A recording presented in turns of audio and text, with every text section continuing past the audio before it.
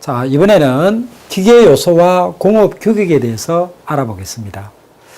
자, 들어가기 전에 우리 기계 설계를 이야기를 해야 됩니다. 보통 우리 설계를 이야기하면 디자인이라고 이야기를 하죠. 디자인이다 그러면 보통 그림을 그리는, 그 다음에 거기에 그림 그리는 데 대해서 치수를 기입하는 이런 정도를 디자인, 즉 설계라고 이야기를 하고 있는데요. 자, 여기서 설계는 그게 아니고 기계 요소, 여기 있죠. 기계 요소 아니면 이런 기계 부품에 대해서 크기도 가로, 세로, 높이가 있죠. 그 다음에 그 재질, 이런 것들을 계산해서 선정하는 게 기계 설계가 되겠습니다. 그래서 이 기계 설계는 이렇게 치수를 계산하고 선정하는 것도 포함하면서 그림을 그리는 것까지 기계 설계라고 하겠습니다. 자, 그래서 기계 요소에 대해서 한번 살펴보도록 하겠습니다. 자, 이 기계 요소에는 크게 세 가지가 있습니다. 결합용 요소, 그 다음에 동력 전달용 요소, 그 다음에 동력 제어용 요소가 있습니다. 그리고 기타 요소로 관이나 이런 밸브, 캠이 있겠습니다.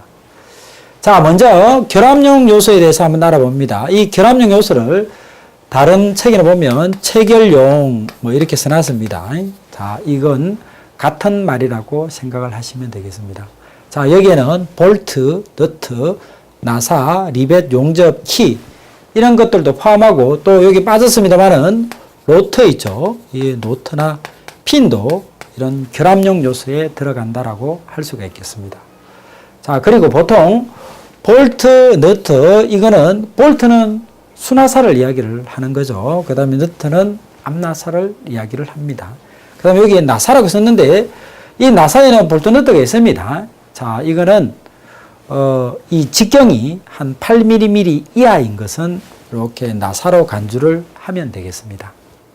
자, 그 다음에 동력 전달용 요소를 한번 살펴보겠습니다. 이 동력 전달용 요소에는 축관계, 그 다음에 마찰 전동, 치차 전동, 가마걸기 전동 이렇게 네 가지가 있겠습니다.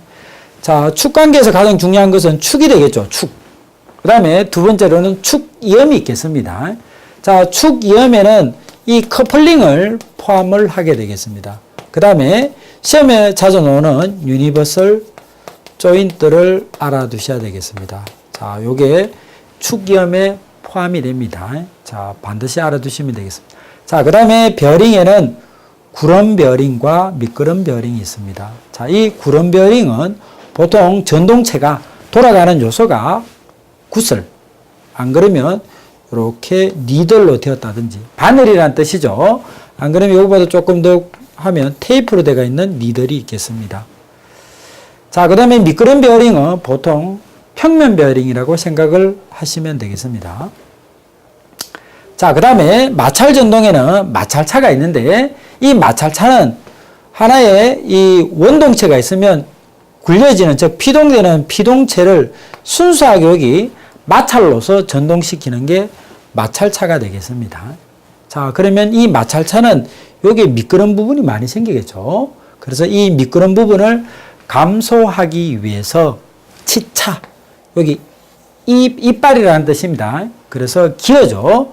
이 치차 전동이 있습니다. 그래서 여기 보면 평기어, 전위기어, 헬리컬 기어, 베벨 기어, 웜 기어가 이렇게 일을 만들어서 전동을 하는 거죠.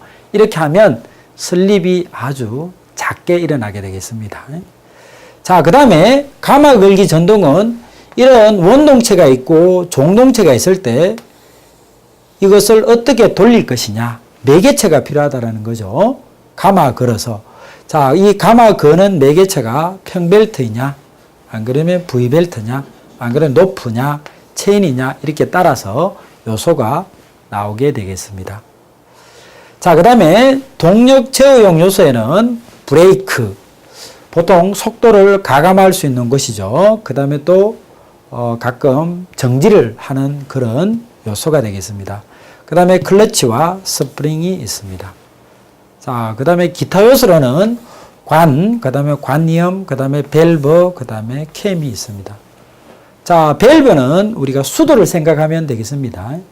수도꼭지를 잡고 물을 열었다 닫았다 하죠. 그게 밸브라고 생각하시면 됩니다.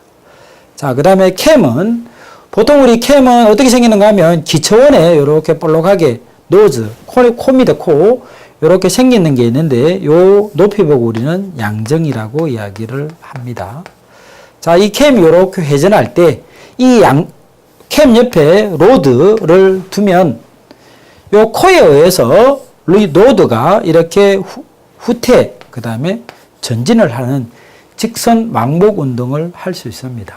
자, 이렇게 캠의 회전의 운동에 의해서 로드가 이런 직선 왕복 운동하는 것을 우리는 캠 기구라 합니다. 자, 이어서 넘어가겠습니다.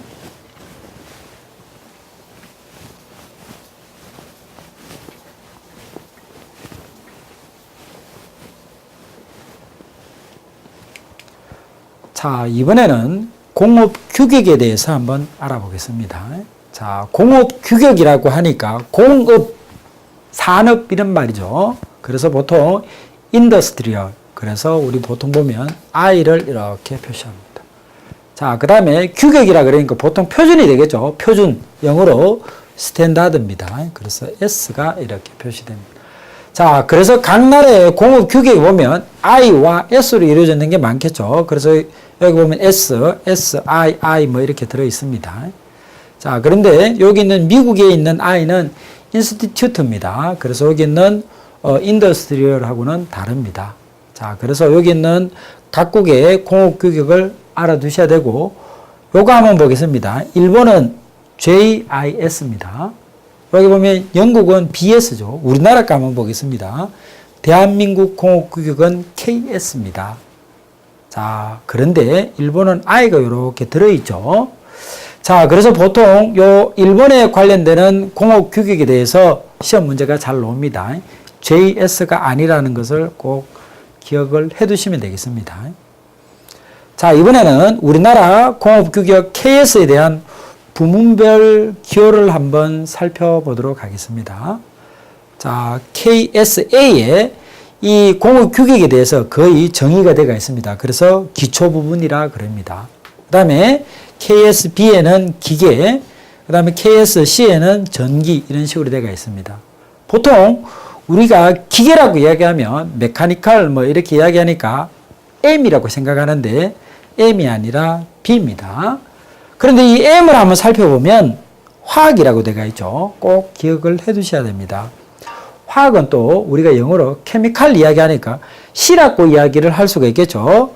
C는 전기입니다. 그 다음에 D는 금속이고, 금속은 또 영어로 메탈이라 그러니까 M이라고 생각하시면 안 됩니다. 자, 그래서 M은 화학이다. 그 다음에 수송기계는 R이고, 조선은 V, 그 다음에 항공은 W다. 라는 것을 꼭 기억을 해 두시면 되겠습니다. 특히 여기는 화학 있죠. 화학 부분은 기억을 잘 해 두시면 문제를 잘 맞출 수 있습니다.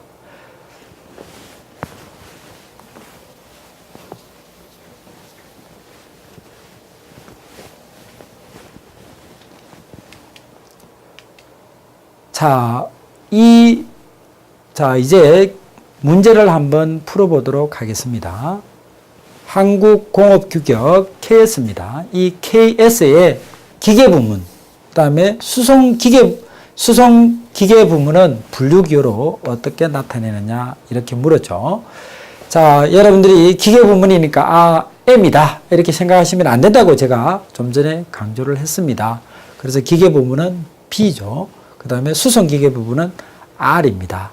자, 혹시 M이라고 실수하면 안 되겠죠. 그래서 제가 여기 해설해 보면 기계 부문은 M이 아니라 B라고 강조를 해뒀습니다. 그래서 정답이 2번이 되겠습니다. 자, 이것으로 이 장을 마치겠습니다.